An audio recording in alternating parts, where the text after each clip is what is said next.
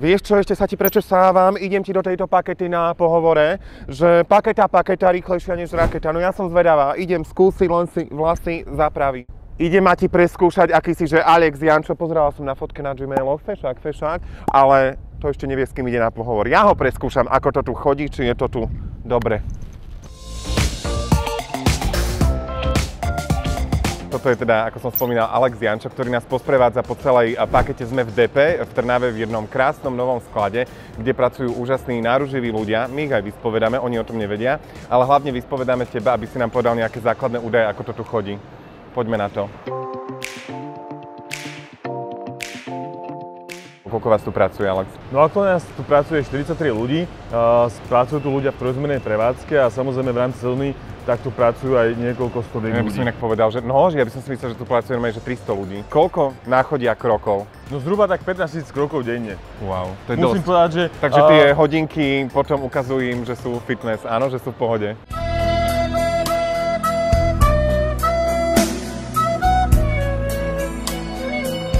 sa mi smejú. Dobre. Aký ste tu kolektív? Takto, ja si myslím, že sme veľmi dobrý kolektív. Počkaj, si ich šéf? Áno, ja som ich šéf. No tak povedz, aký ste kolektív. Ja si myslím, že veľmi dobrý, úprimne, lebo na Slovensku bola súťaž na zamestnávateľ, je každoročne a my sme sa tam tento rok umiestnili ako druhý. Toto ukazuje, takže že sa dohodli so zamestnancami, jasné, chápem. Dobre, ale nie. Stane sa, že sa niekedy pomýlite, že nejaká zásielka proste sa stratí vyslovene, že ja neviem, zrazu je balík, ktorý nemá nálepku a vy neviete kam má ísť komu? A určite toto sa stáva, presne ako si povedal, toto je jeden z dôvodov, že keď príde zásielka a nemá na sebe štítok, prípadne odpadol po ceste, to sa stáva, ale vo veľmi malom promile percenta. Ale keď sa stane, tak samozrejme už to riešime. Som sa dočítal, že proste máte tu ten systém naozaj prešpekulovaný, aby sa niečo také nestalo. Môj asistent vám teraz bude demonštrovať jeden krátky gong, keď náhodou nepatrí zásielka tam, kde nemá. Nech sa páči. Áno. A vtedy si uvedomím, že pozor, balík nepatrí do tohto mesta. Pozor na gongy, gongy sú v živote veľmi dôležité. Koľko vybavíte zasielok denne? Veľa. Pikajda. Veľa. 22 000 aktuálne a v toto obdobie. No a samozrejme, keď je sezóna, tak niekoľkokrát sa to znásobuje. Môže sa napríklad do balíka nahodiť nejaký, že diamantík, hotovosť, zlato, šperky a tak? Nemôžu, my máme samozrejme nastavené nejaké všeobecné obchodné podmienky. Takže keď dávam, že súhlasím s podmienkami, súhlasím aj s tým, že nepretavujem. To som nevidel, lebo v živote sme to nikto nečítali. Ak je tu niekto, kto to čítal, tak napíšte nám do komentára a povedz mi, čo robíš, keď máš toľko času. A máme tu Romana. Roman není nabrifovaný, není tu jeho šéf. A ideme sa opýtať, si tu spokojný? Úprimne. Spokojný? Ale áno. Tak toto bola taká odpoveď, že vôbec neviem, či je jednoznačná, ale máte tu dobrý kolektív, som počul, že áno. Áno, ja som so svojím kolektívom spokojný. Počujete dievčatá inak? Že je spokojný s vami, ste radi? Nemôžem sa sťažovať. Dobre, a ešte ma zaujíma, kto z vás má normálne, že krokomer? Lebo nám povedali, že urobíte aj 15 000 krokov, je to pravda? Takedy aj viacej. A koľko je tvoj rekord? Môj rekord 21. 21 000? Super, dobre. To je všetko, tak ďakujeme, Roman, nech sa ti tu darí, ďakujem. A počkaj, nie, ešte jedna otázka, není tu nikto. Aký je ten šéf, ten Alex, dá sa s ním? Ale áno. No dobre. My sa nesťažujeme. Vy sa nemôžete sťažovať, mi to príde, ale dúfam, že áno.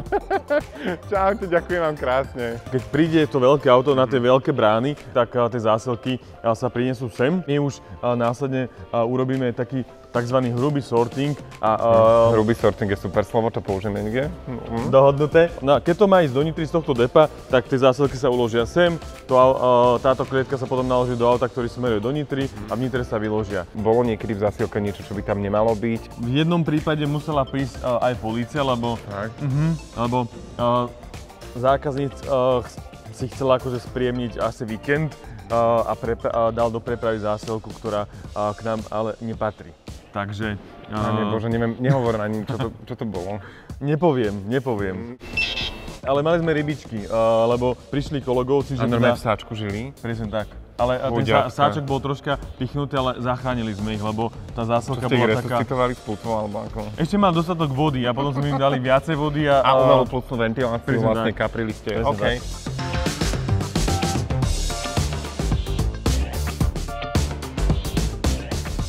Aké máte miesta, kde môžem nechať balík, tak napríklad to je box, Tak, Áno. máme taký, že box, paketa Z-box, dobre som to povedal? Áno, Z-box. Dobre, paketa Z-box, na to som robil už promo. Potom máte také, že vydané miesta, to môže byť, že hocičo. Áno. A potom ešte niečo? Doručenie na adresu máme. Aha, dobre, tak si ma teraz, ako sa povie po slovensky, predbehol, alebo aj prešťal. Ja teda nepijem alkohol, ale náhodou chcem prepraviť fľašku domácej susede, lebo mi poliavala mužka, kým som bol na dovolenke. A ona išla tiež niekde a chce mi to poslať. Môžu sa aj tekutiny prepravovať?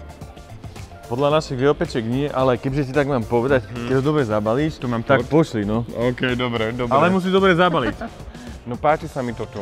Ďakujeme ti za všetky odpovede, boli naozaj vyčerpávajúce, boli originálne, lebo moje otázky sú vždy originálne. Z osobnej skúsenosti mne v živote najviac pomáhalo to, keď som mal naozaj dobrý kolektív a sme sa mali všetci radi a pomáhali si, tak vám prajem, aby ste si aj vy tu rozumeli, aby vám to bolo dobre a aby ste mali dobré teambuildingy a tak ďalej.